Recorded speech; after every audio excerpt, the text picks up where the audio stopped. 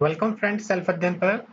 Tally में entry करने से पहले थोड़ा कंसेप्ट समझ लेते हैं रिटर्न्स का। जीएसटी चालान और जीएसटी रिटर्न क्या होते हैं। सबसे पहले जीएसटी चालान, अगर हमारा मंथ में कोई टैक्स पेबल बचता है जीएसटी का, तो वो हमें भरना पड़ेगा। उसके लिए हमें जीएसटी चालान पे करना पड़ेगा।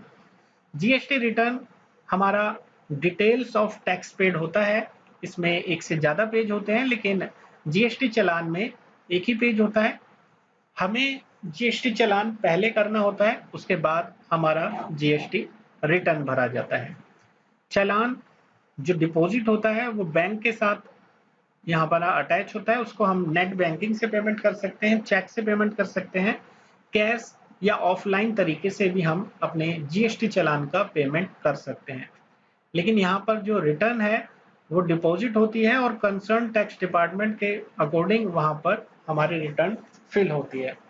यानी कि सबसे पहले हमें जीएसटी चालान पे करना होता है, देन हमें उसका रिटर्न भरना होता है। और अगर हमारा जीएसटी चालान यानी कि हमारा पेबल अमाउंट नहीं है, तो उस केस में हम चालान तो नहीं भरेंगे, लेकिन अपनी जीएसटी रिटर्न को तो हमें फिल करना ही होगा, चाहे हमारा बैलेंस जीरो हो।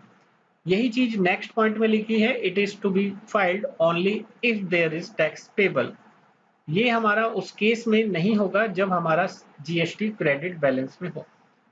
अगर जीएसटी रिटर्न की बात करें तो ये हमें हमें भरना ही है, चाहे हमारा जीएसटी पेबल है या हमारा जीएसटी क्रेडिट है। No need to pay this in case of nil return. And जो हमारा जीएसटी रिटर्न है, it is to be deposited in case of nil return also. तो ये थोड़ा कंसेप्ट हमने देखा जीएसटी चालान और जीएसटी रिटर्न के बारे में। थोड़ा सा और कंसेप्ट देख लेते हैं। आउटपुट में से जब हम अपना इनपुट घटाते हैं तो हमारा जीएसटी पेबल होता है। उस केस में हमें चालान डिपॉजिट करना होता है। जीएसटी क्रेडिट के केस में अगर हमारा इनपुट ज़्यादा है, आउटपुट कम है, तो उस केस में हमें अपना चालान पेमेंट करने की ज़रूरत नहीं है। रिटर्न किस तरीके से नॉर्मल डीलर द्वारा क्या-क्या भरी जाती हैं, उसको हम डिस्कस कर लेते हैं। कुछ रिटर्न्स इनमें वो भी हैं जो अभी स्टॉप हो गई हैं, लेकिन बाद में उसको फर्दर डिस्कशन के लिए रखा गया है। बात करते हैं जीएसटीआर 1 की। इसमें क्या होता है, it contains details of all types of sales. जितनी भी हमारी सेल है, चाहे वो बिजनेस टू बिजनेस है, बिजनेस टू कंज्यूमर है या इंटर स्टेट है, एक्सपोर्ट है, सारी की सारी हमारी इसके अंदर कंटेंट्स होती है इंफॉर्मेशन जीएसटीआर 1 के अंदर। और ये हमारी नॉर्मली हर 10 तारीख में, अगली 10 तारीख में, जैसे अप्रैल का है तो मई में हमें 10 तारीख को भरना है, मई का है तो हमें अगली 10 तारीख को उसको फिल करना है। जीएसटीआर 2 की बात करें, it contains details of purchase both normal charges और रिवर्स चार्जेस। जो भी हमारी परचेजेस हैं, अगर हमने अनरजिस्टर्ड डीलर से परचेज करा है, सारी की सारी यहाँ पर कंटेंट्स होती है, सारी की सारी डिटेल्स। और ये हमारी नॉर्मली जो फिल होती है 15 तारीख को अगले महीने की, यानी कि मई में है तो जून में, जून में है तो जुलाई की 15 तारीख को हमें इसे फाइल करना होता है। Currently this return is not file. अभी गवर्नमेंट की तरफ से इसको बंद किया गया है, हमें ये रिटर्न नहीं भरनी होती, लेकिन इसमें क्या क्या इंफॉर्मेशन होती है वो हम क्रॉस चेक कर सकते हैं। अब बात करते हैं जीएसटीआर 3 की।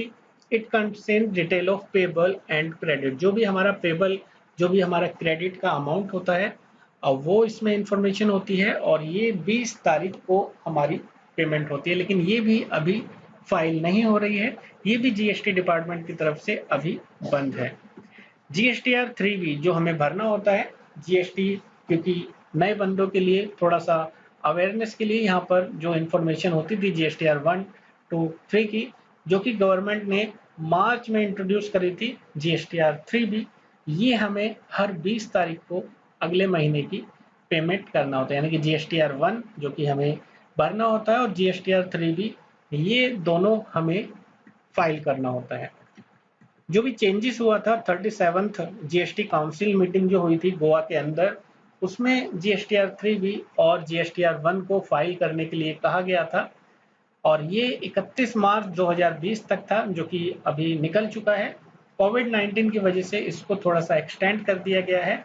अब सितंबर 2020 तक हमें जीएसटीआर 3 भी और जीएसटीआर 1 को ही रिटर्न करना है। इसके बाद हमारा न्यू रिटर्न आ जाएगा यहाँ पर सहज और सुगम की हेल्प से हम इसको पे कैसे करेंगे उसको हम आने वाली क्लासेस में डिस्कस करेंगे।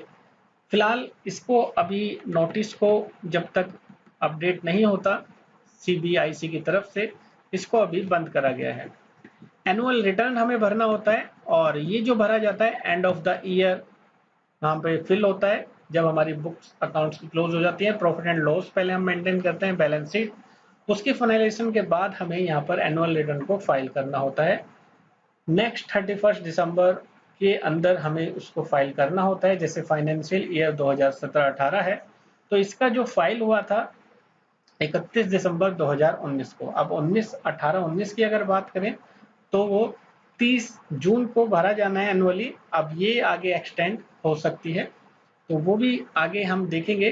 फिलहाल तो हमने देखा जीएसटीआर के कितने यहाँ पर टाइप्स होते हैं जो हम रिटर्न भरेंगे, जीएसटीआर 1 और जीएसटीआर 3 भी, और यहाँ पर हमने देखा जीएसटी चालान एंड रिटर्न्स के बारे में। अगली वीडियोस में हम प्रैक्टिकली देखेंगे आउटपुट इनपुट कैसे हम कैलकुलेट करेंगे, उसको कैसे एडजस्ट करेंगे, और आने वाले वीडियोस में हम आरसीएम के बारे में सीखेंगे। उसके बाद हम इनपुट क्रेडिट की अच्छे से सारी डिटेल्स में नॉलेज लेंगे। आज की वीडियो में इतना ही। बाकी के अपडेशन के लिए जुड़े रहिए सेल्फ अध्ययन के साथ। Thank you.